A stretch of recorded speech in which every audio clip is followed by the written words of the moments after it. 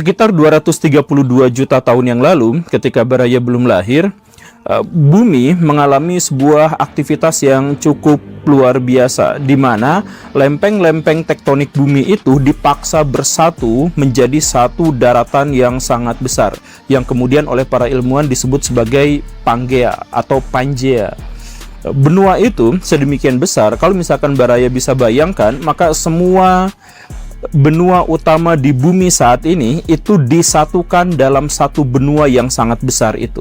Nah, tetapi masalahnya adalah bahwa gerakan-gerakan lempeng tektonik yang mendesak benua itu menjadi satu kesatuan itu akhirnya juga menggerakkan kerak bumi di tengah-tengahnya, menghimpit kerak bumi sedemikian sehingga gunung-gunung berapi itu terbentuk secara mendadak dan berkumpul di pusatnya, di sekitaran tengah-tengah Pangea itu. Ini menyebabkan apa? Ketika dorongan menjadi semakin kuat dan lempeng tidak bisa bertahan lagi, maka magma-magma dari dalam bumi itu keluar dalam bentuk erupsi gunung berapi yang bukan hanya satu atau dua, tetapi ada banyak sekali gunung di situ yang dipaksa untuk meletus secara bersamaan. Jadi kayak jerawat yang ditekan, dipaksa, dan akhirnya meletus di tengah gitu. Nah, letusan yang sangat mengerikan ini pada akhirnya melepaskan sejumlah besar gas metana dan karbon ke atmosfer.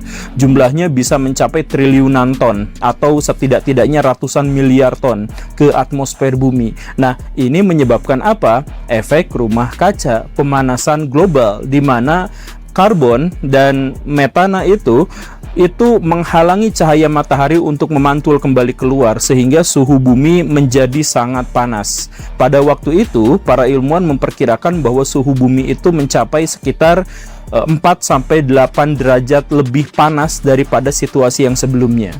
Nah, ini menyebabkan apa? Panas yang sangat ekstrim pada akhirnya menciptakan penguapan dari air laut.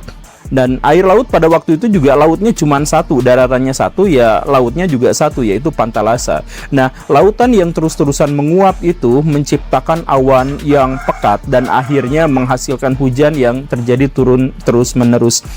Hujan itu biasanya ada di pesisir, jarang sekali ada di tengah, karena Pangea itu kan sangat-sangat besar. Jadi ketika angin berhembus, awan yang tebal itu berhembus ke daratan, dia akan tertahan di sekitaran pantai, di sekitaran pesisir sampai beberapa ratus kilometer di situ dan tidak bisa menembus lebih dalam lagi, sehingga hujan terjadi di sana. Nah, hujan di sana itu akhirnya menjadi hujan mega monsoon, di mana air yang menguap secara ekstrim dari lautan kemudian ditumpahkan di wilayah pinggiran-pinggiran